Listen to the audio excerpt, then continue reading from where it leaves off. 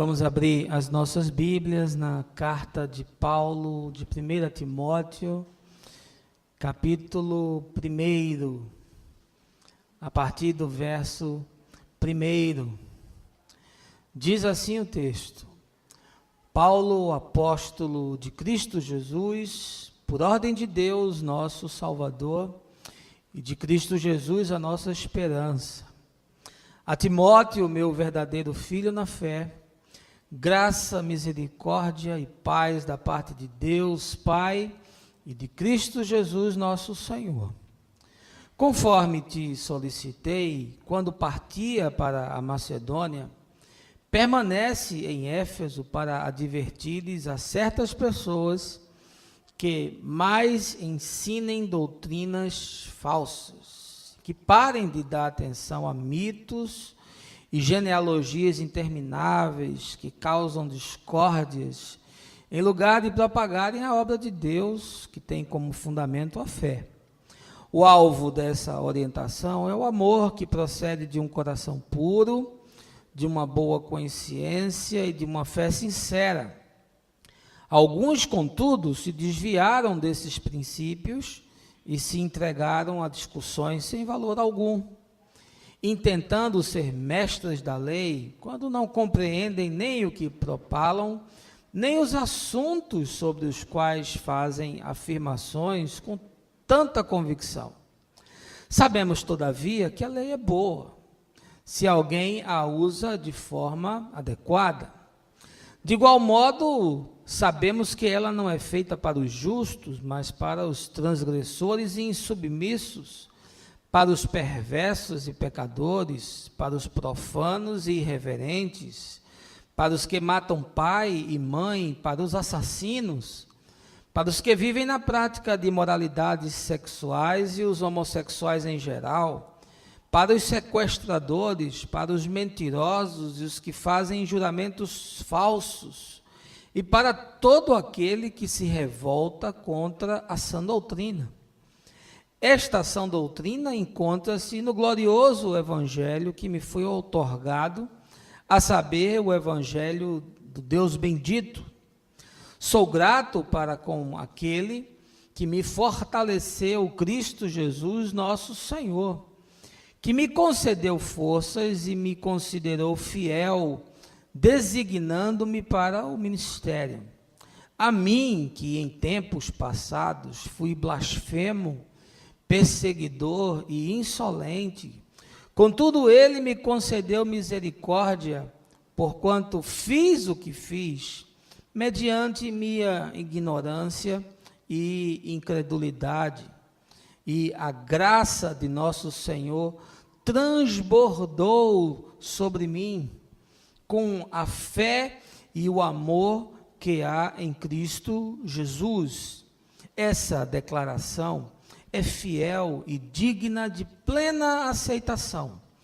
Cristo Jesus veio ao mundo para salvar os pecadores, dos quais eu sou o pior. Todavia, por esse motivo, me foi concedida misericórdia, para que em mim, o pior dos pecadores, Cristo Jesus demonstrasse toda a grandeza da sua paciência e me tornasse num modelo para todos quantos haveriam de crer nele para a vida eterna. Essa, irmãos, é a palavra do Senhor, carta de Paulo ao seu filho e discípulo Timóteo, que essa manhã eu almejo que ela saia das páginas do Novo Testamento, da epístola pastoral, e de alguma forma ela encarne, ela se materialize, ganhe concretude, significado, intensidade, cor, sangue, cheiro, suor na sua própria vida. E assim ela fará aquilo que aprouver ao Senhor. Antes de lhe convidar a um momento de oração, baixe a sua cabeça, feche os seus olhos. Meu Pai, nesse tempo de tanta violência, e na nossa própria cidade temos ficado chocados com o aumento da criminalidade, temos medo de colocar o pé para fora de casa, de parar no sinal.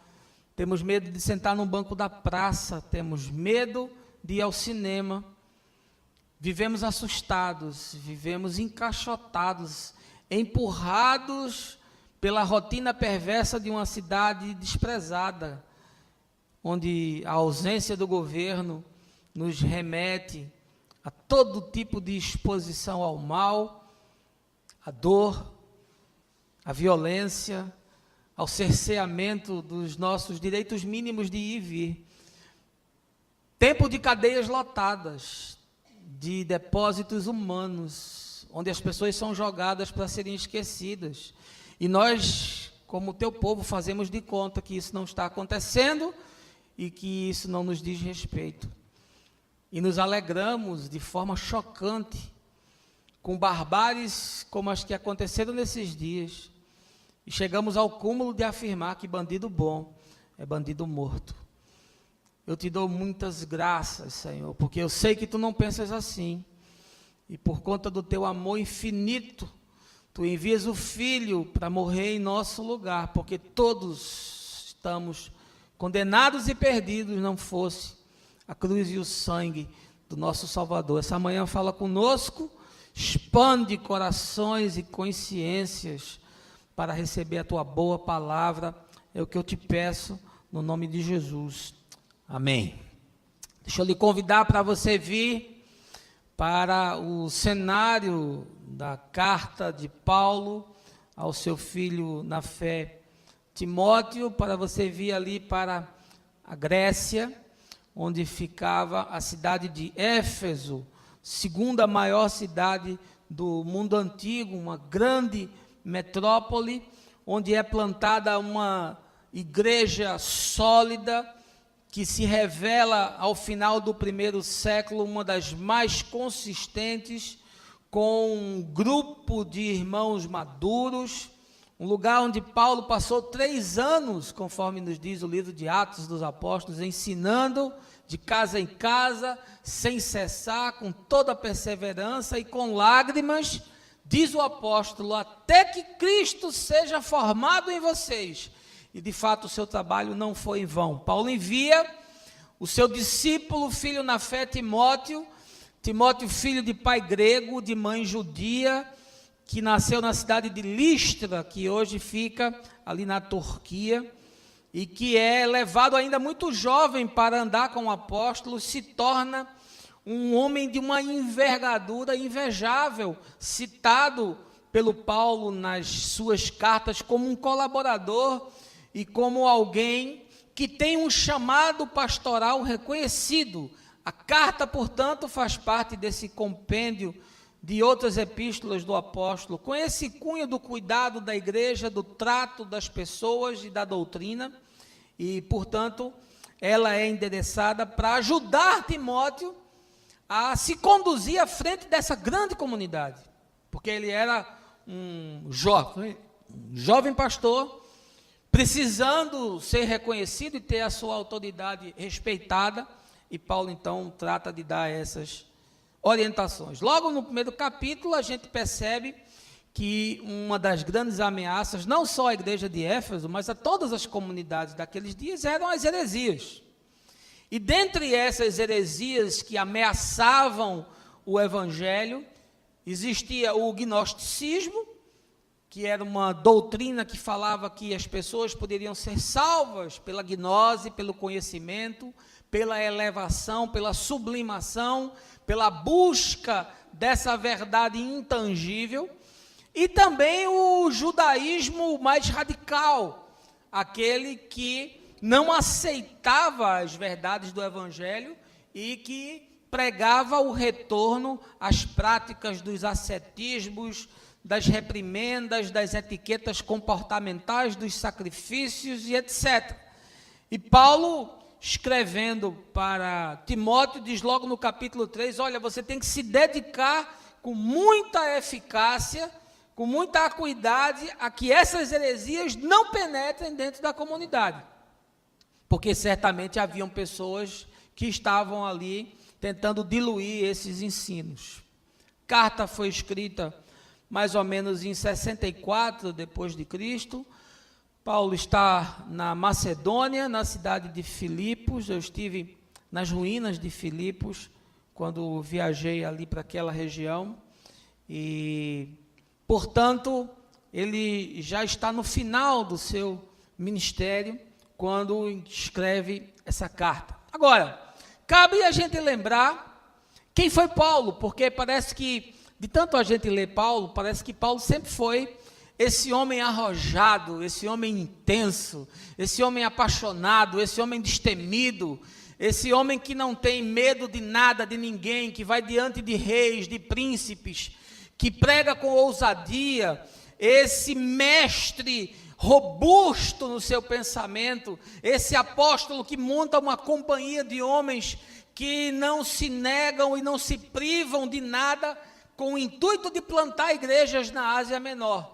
Sim, esse é Paulo, certamente um dos homens mais influentes do primeiro século, se não o mais influente, o mais preparado, o que tinha formação filosófica, estudou com Gamaliel, o que era fariseu e zeloso das suas práticas, conhecia profundamente a Torá, todo o Velho Testamento, um escritor habilidoso, um pensador fluido, um homem que tinha a capacidade de falar e atingir toda e qualquer plateia, que falou no Areópago em Atenas, que conseguiu chamar a atenção dos pensadores, dos intelectuais do seu tempo.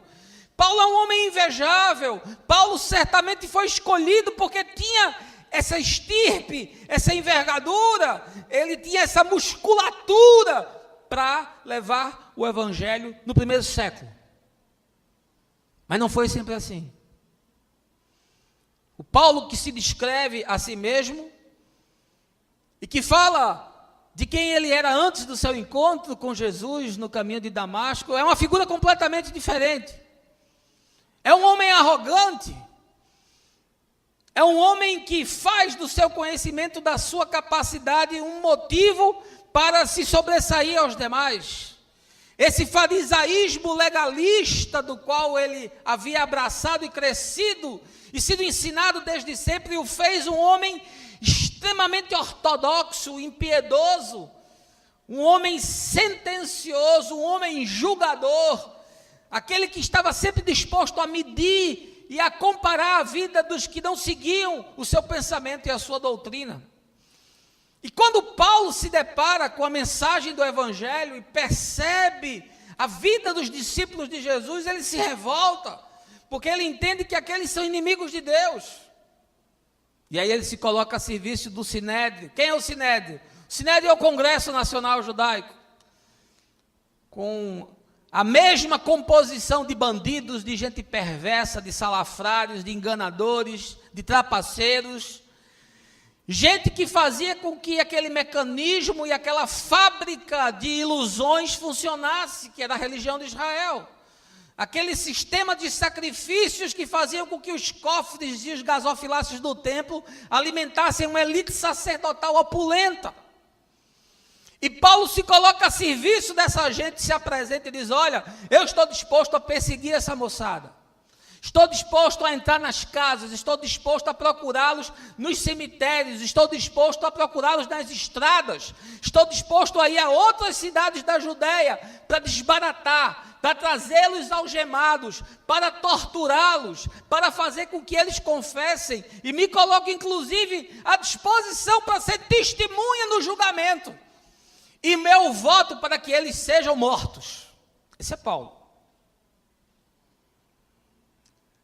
Só que é Paulo quando era Saulo. Mas ele tem um encontro na sua vida. Ele se depara com o imponderável. Ele se depara com o inusitado. Ele é exposto a uma luz que lhe cega os olhos, mas que traz visão à sua consciência. Ele cai da sua arrogância, ele cai da sua prepotência, ele cai da sua jactância, ele cai do seu pedigree de judeu zeloso, ele cai do seu status quo de homem da religião, e se levanta para ser o apóstolo que prega a graça e a salvação como nenhum outro.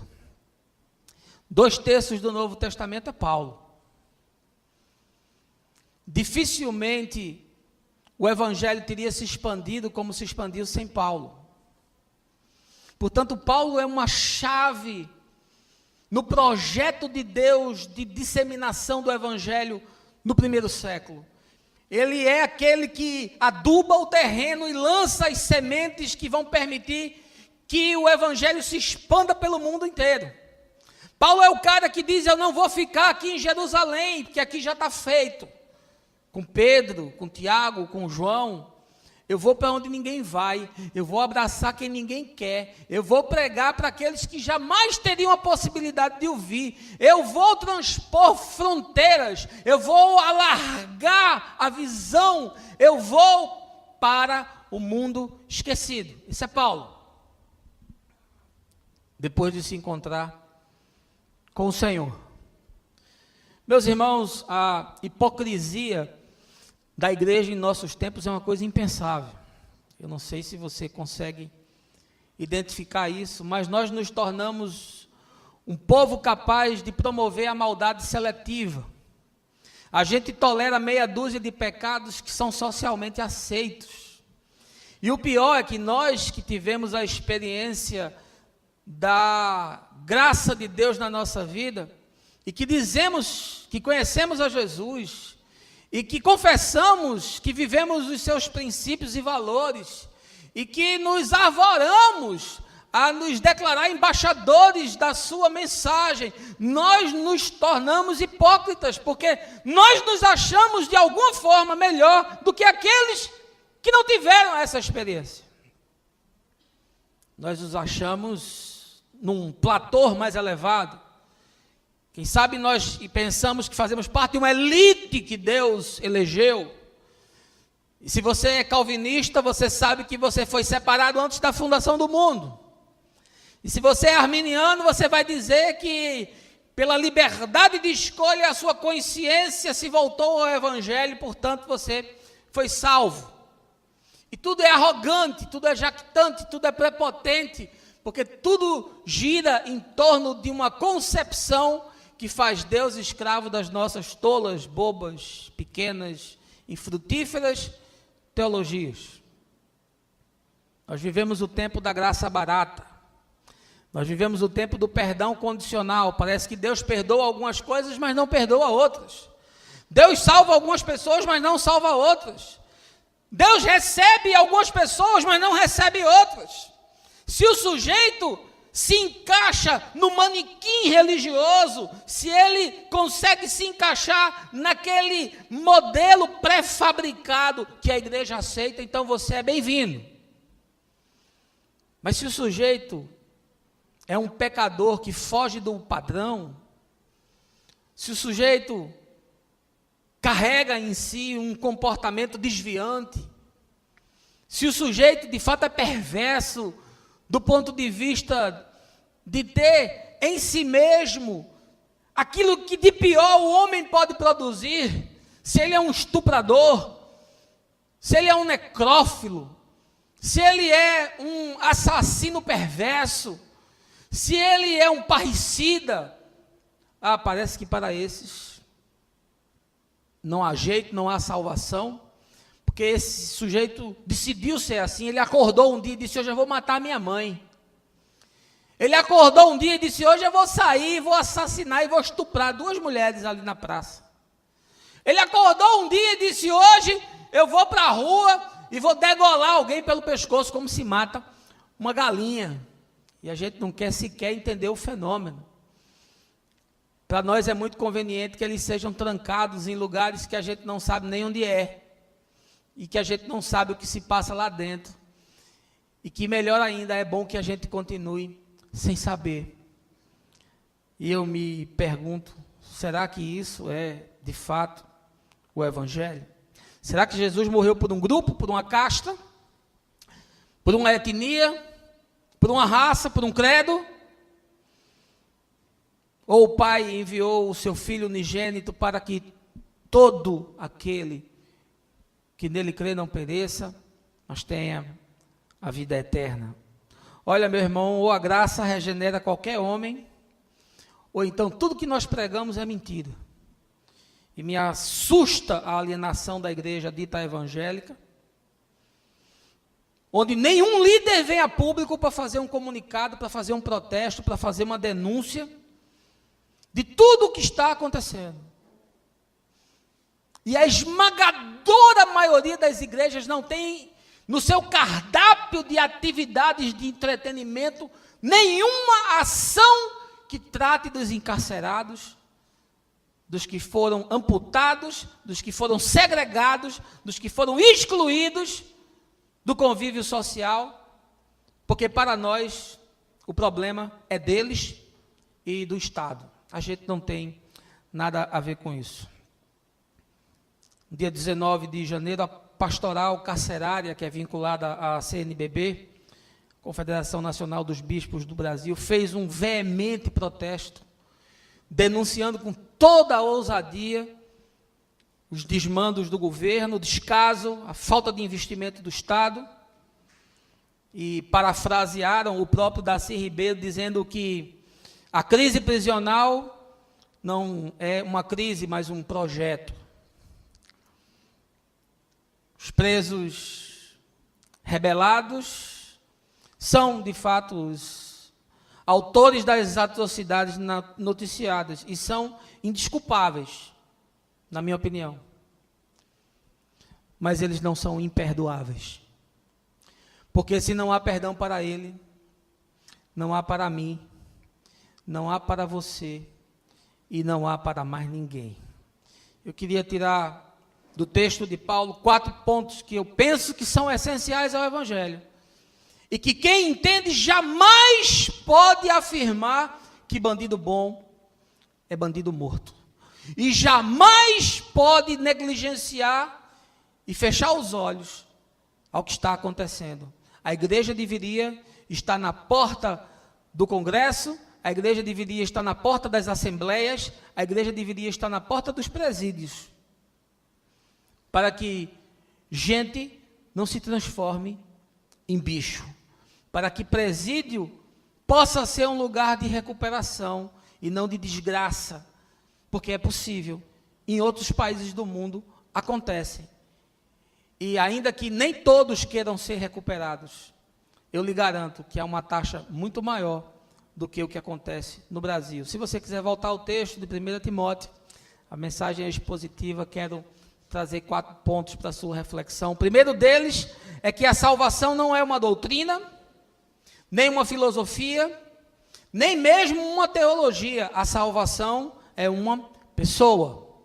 Veja aí os versos de 5 a 7 do capítulo 1. Diz: o alvo dessa orientação é o amor que procede de um coração puro, de uma boa consciência e de uma fé sincera.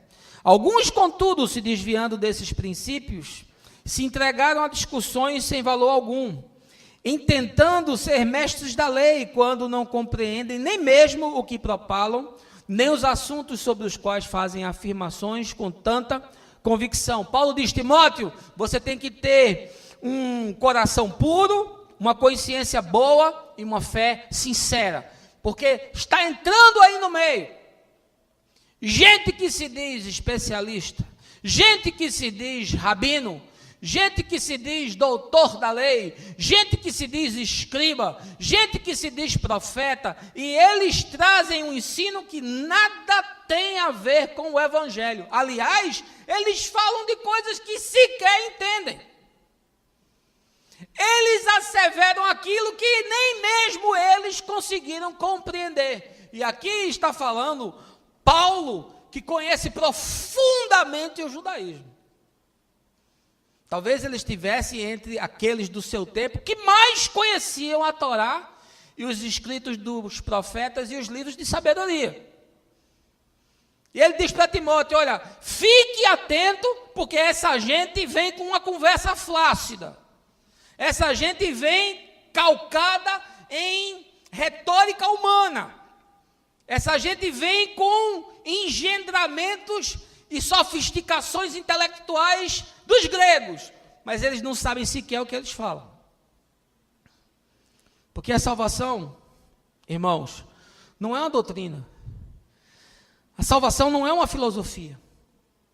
E a salvação não é sequer uma teologia, não é uma construção a partir da sistematização grega de textos. A salvação é uma pessoa. Você tem que ter experiência com uma pessoa e não com uma doutrina.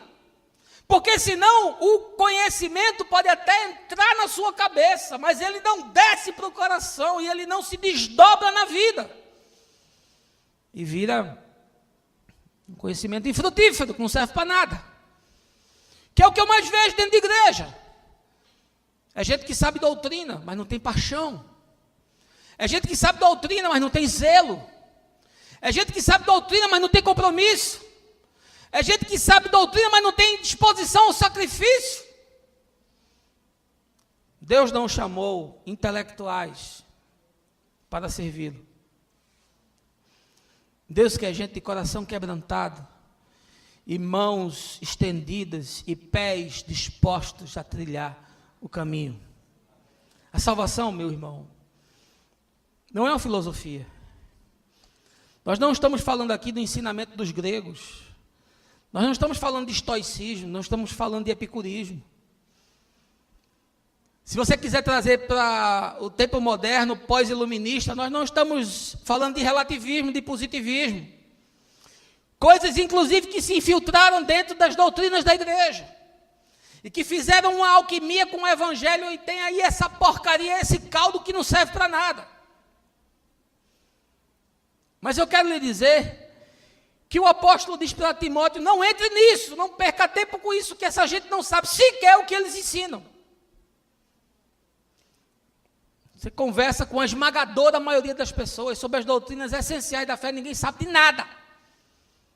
O cara não é capaz de escrever uma redação com 5 linhas. Porque o que ele aprendeu de forma esquartejada. Ele criou uma espiritualidade Frankenstein, pegando um pedaço de cada crente, um pedaço de cada pregador, um pedaço de cada denominação por onde passou. Não tem sequer a consciência de que o evangelho é uma pessoa, não é um compêndio de textos. E talvez por isso o coração jamais tenha se dilatado, porque a letra não pode produzir sentimento nem sensação. Ah, quanta gente com experiência com letra, com texto. Quanta gente que pode afirmar que o crente vive pela Bíblia, mas o justo vive pela fé. Como é que é a sua espiritualidade? Você aprendeu sobre a salvação, mas nunca experimentou? Você foi ensinado na sua tradição familiar, e você até é capaz de citar textos, e de fazer uma explanação bonita, mas isso nunca se materializou como verdade na sua vida? Primeira coisa que Paulo ensina a Timóteo, diz, olha Timóteo, essa moçada aí vem com conversa, vem com discurso, vem com verborragia, vem com filosofia, e vem com teologia, mas isso tudo é lixo, eles não entendem sequer do que eles falam. Concentre-se no evangelho, que é uma pessoa. A grande mensagem é a mensagem do Deus que encarna, não é o texto que encarna. O evangelho é Deus encarnado, não é Deus encadernado.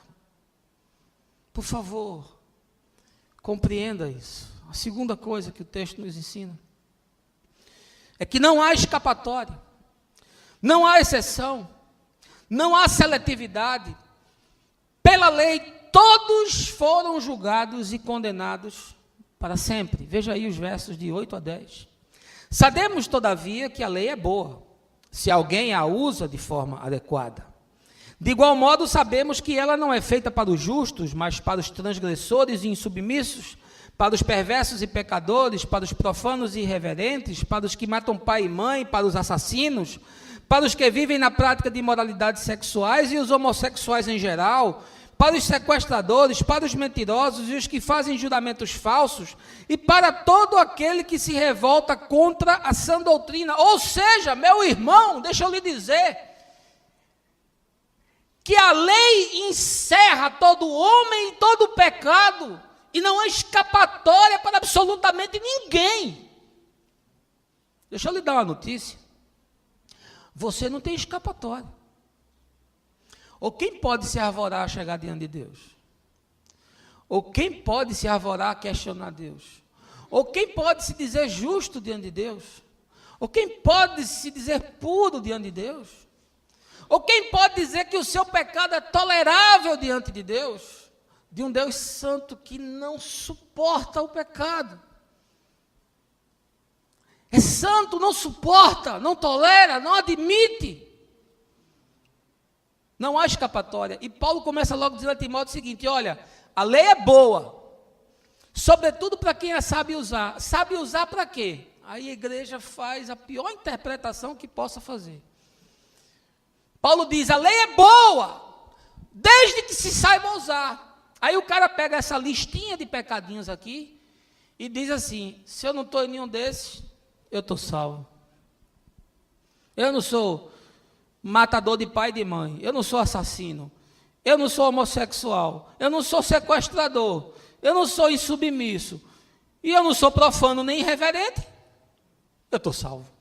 Veja a que nível de perversidade, de bestialidade, de ignorância e de insensatez a religião leva o indivíduo a chegar.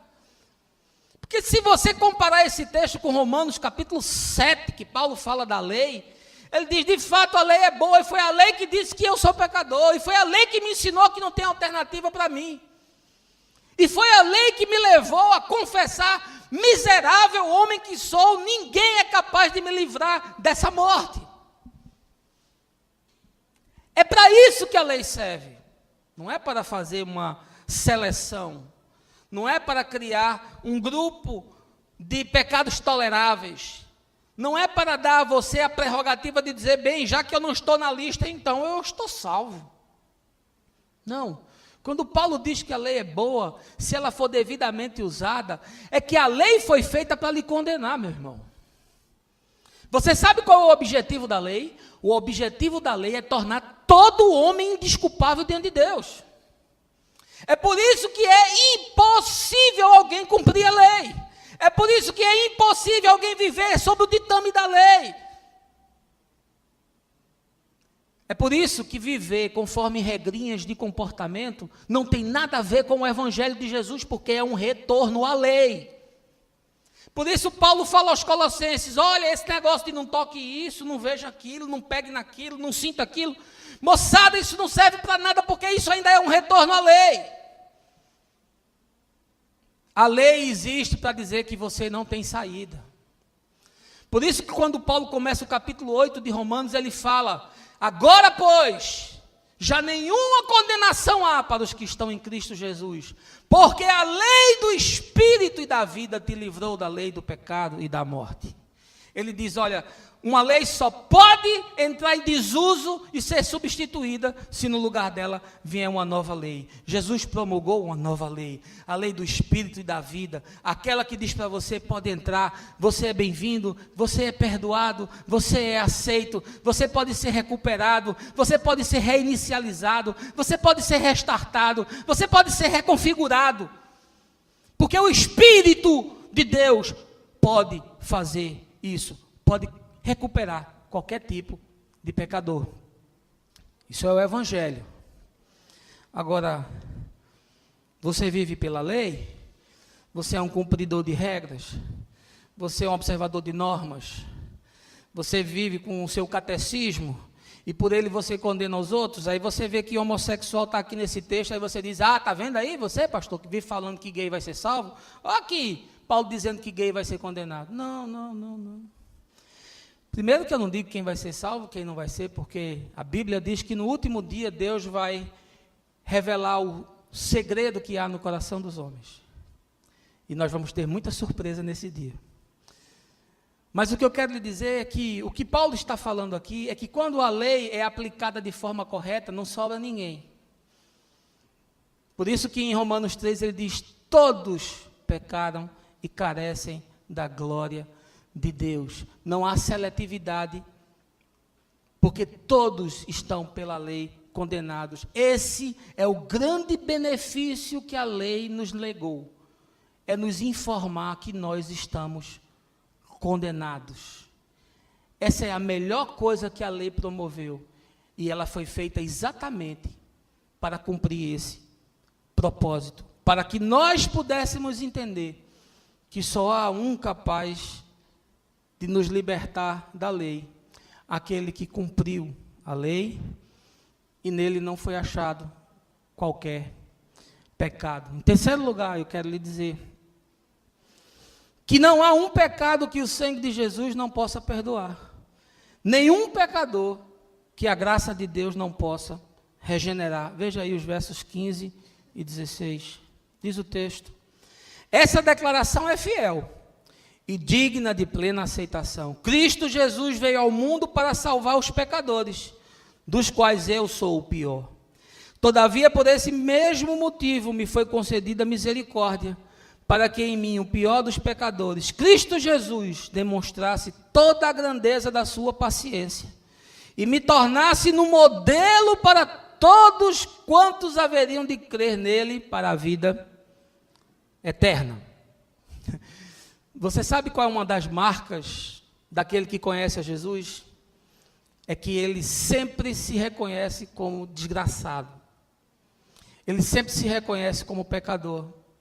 Ele sempre enxerga a sua miséria, não obstante ele não sucumbir ao efeito psicológico, existencial, traumático disso, mas andar de forma pacificada e reconciliada com Deus. O discípulo é aquele que sabe quem é, ele sabe quem é, uma vez retirada dele a graça de Deus. E Paulo diz, olha, a declaração do Evangelho é fiel. Cristo veio ao mundo para salvar os pecadores. E aí ele diz, dos quais eu sou o pior. Como é diferente da igreja evangélica, né? Que diz que é a melhor, que diz que é melhor do que os outros, que é melhor que os católicos, que é melhor do que as outras denominações, que ele está salvo, que os outros estão condenados, que ele está santificado, que ele é vencedor, que Deus pôs ele por cabeça, que ele é próspero. Não, Paulo diz, eu sou o pior. Eu sou aquele que não tem escapatória, eu sou aquele para o qual não havia mais alternativa. É uma consciência latente que aquele que conheceu a Jesus traz, é saber, eu sou o pior. Você acha que os bandidos que estavam na cadeia do Amazonas e foram decapitados foram os piores? Você se acha melhor do que eles? Você se acha melhor do que aqueles caras? Você acha que você naquele lugar não viraria bicho? Por quê? Porque você tem pedigree? Porque você nasceu na classe média, você tem formação universitária, você é branco? Você morou em um bairro legal e você estudou em boas escolas? Eu boto você lá e daqui a um ano você é um bicho igual a eles. Igual a eles. Sem nenhuma diferença. Porque ou você vira bicho ou você morre. É simplesmente uma lei de sobrevivência natural. Meu irmão, deixa eu lhe informar uma coisa. Você é tão desgraçado quanto aqueles presos que abriram o tórax uns dos outros e botaram os intestinos para fora. Deixa eu lhe dizer uma coisa, você é tão miserável quanto o cara que pegou uma faca cega e cortou o pescoço do outro. E você é tão desgraçado quanto o cara que ontem pegou os restos dos corpos que foram esquartejados, botou na fogueira para assar e fazer churrasco. E se você se acha diferente, é porque você não entendeu nada do Evangelho e nada da mensagem de Jesus. Me desculpe. Quem abre a sua boca para dizer que bandido bom é bandido morto, nunca teve uma experiência com a graça de Deus. Teve uma experiência religiosa de autopreservação, de eleição e de elitização dos salvos, mas nunca teve a experiência do Evangelho que produz a consciência no indivíduo de dizer, eu sou o pior dos pecadores. O mais desgraçado, o mais miserável, o mais infame, aquele que é irrecuperável, aquele que é irremediavelmente lançado no inferno. Paulo diz, sou eu. Ele carrega essa consciência, e por isso ele não se arvora a colocar ninguém no inferno de fogo. Porque ele sabe que não há um pecado que o sangue de Jesus não possa perdoar. E não há um pecador que a graça de Deus não possa regenerar.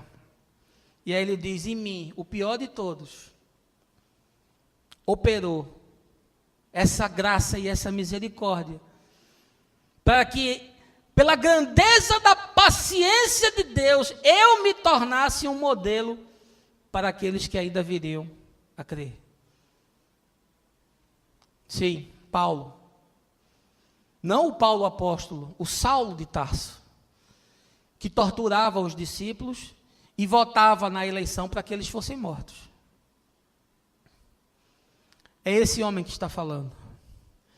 Portanto, eu acredito que um preso de Manaus que decapitou o outro, abriu o tórax e botou os intestinos, o fígado, o baço, as tripas para fora, e que pegou os pedaços dilacerados de corpo e assou no fogo como churrasco. Eu acredito que se a graça de Deus chegar na vida de um homem desse, ele se recupera, se torna um pastor de almas, e vai devotar a sua vida a favor do bem e do evangelho.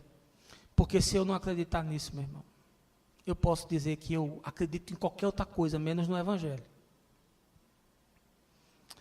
Você pensa assim também? Quarto e último lugar, eu quero lhe dizer que a regeneração do coração e a transformação da consciência é algo tão poderoso que o indivíduo é recriado para uma nova vida. Veja aí os versos 12 e 13.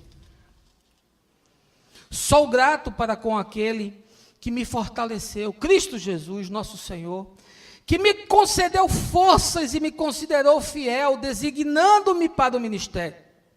A mim, que em tempos passados fui blasfemo, perseguidor e insolente, contudo, ele me concedeu misericórdia, porquanto fiz o que fiz, mediante minha ignorância e incredulidade. Deixa eu lhe dizer uma coisa. Aqueles homens fizeram o que fizeram pela ignorância e pela incredulidade. Eles se tornaram bicho. Sim, eles se tornaram demônios. É diabo em forma de gente. Completamente desafeiçoado, desumanizado. Sim, é verdade. Um produto da nossa tão desenvolvida sociedade tecnológica. Do mundo antropocêntrico. Da revolução industrial, da revolução tecnológica. Do cartesianismo. Das filosofias pós-modernas.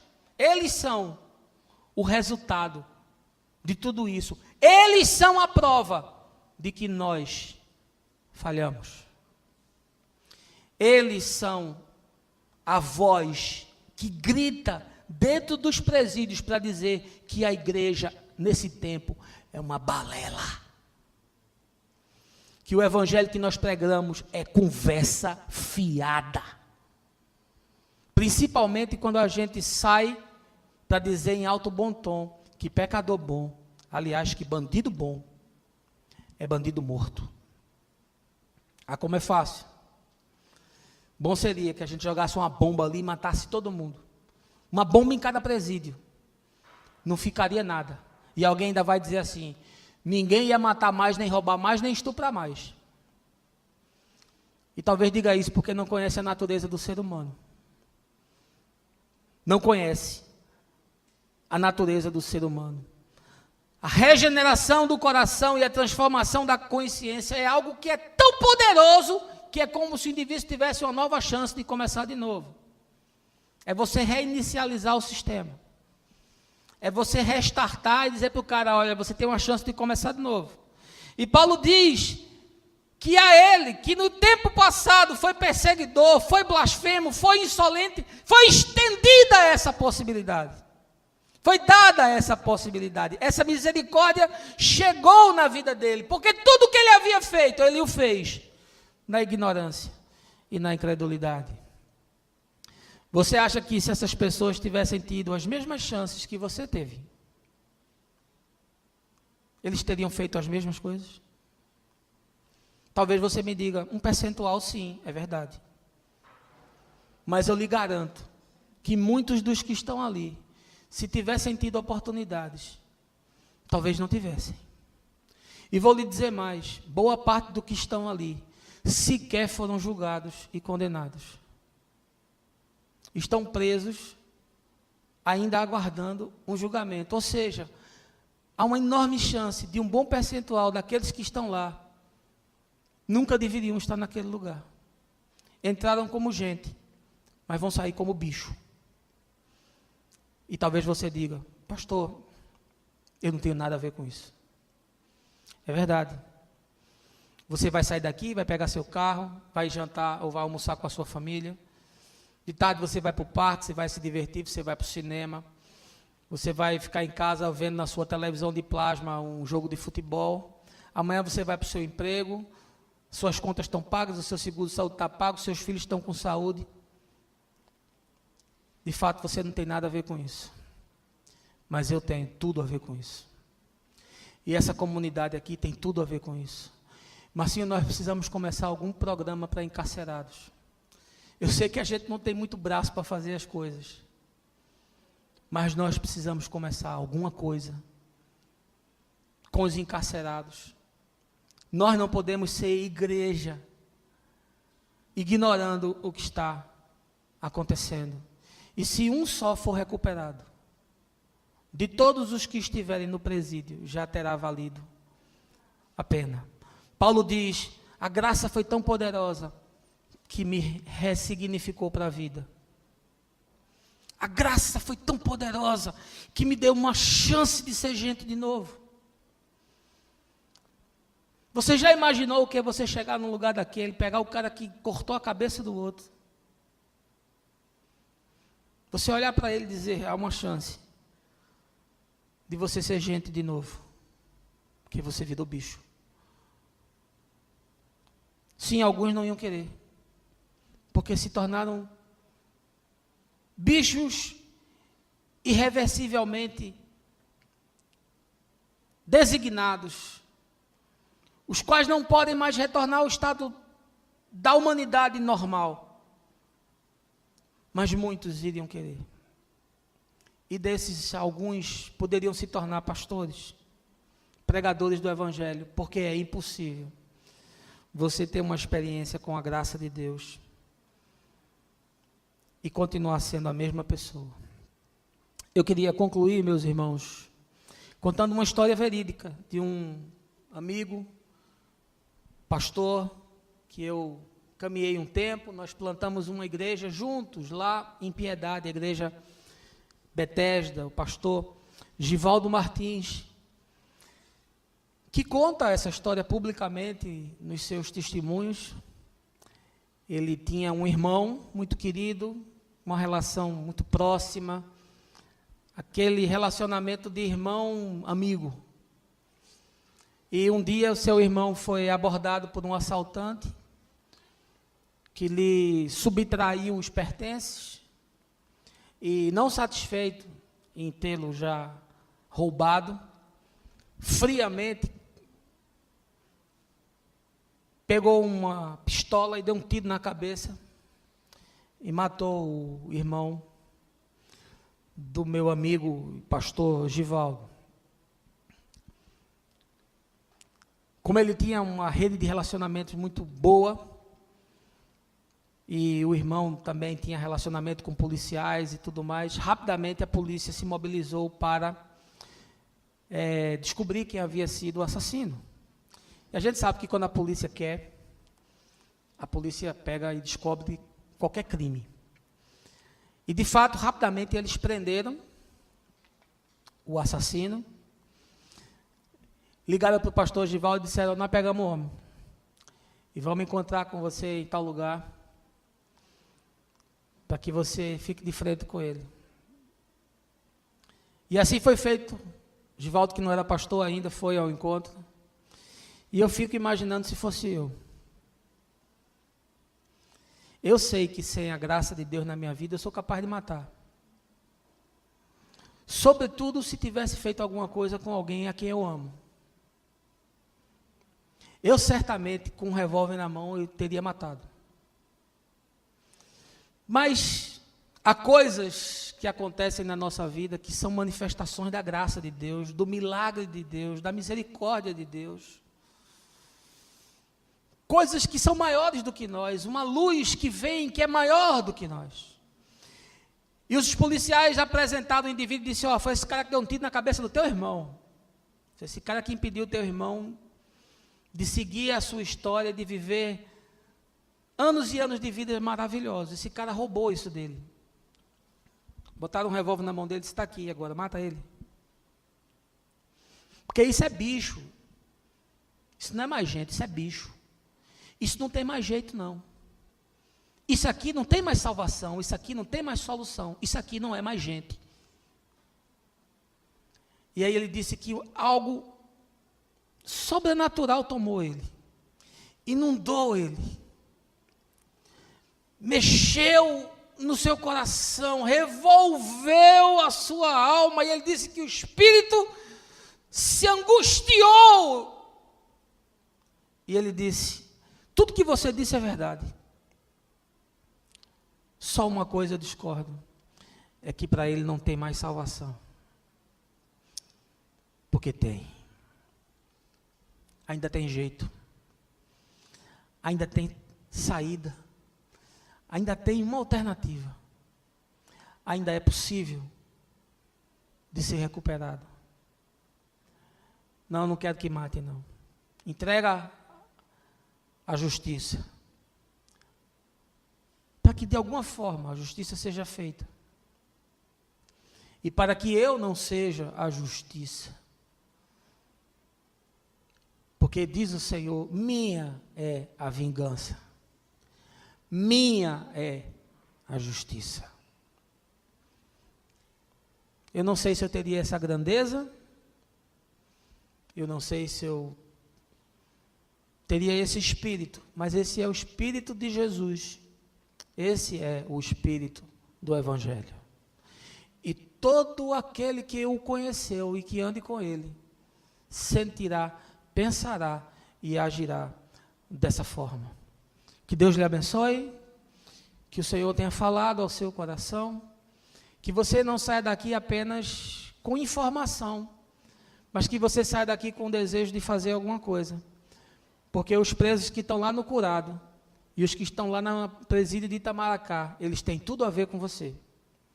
E de alguma forma, você é responsável pela vida deles. E Deus vai nos cobrar se nós não fizermos absolutamente nada. Que você tenha um bom final de semana, que você aproveite o seu tempo com as pessoas que você ama, que você gosta. E que o Senhor guarde o seu coração em paz e livre de todo mal. No nome de Jesus. Amém.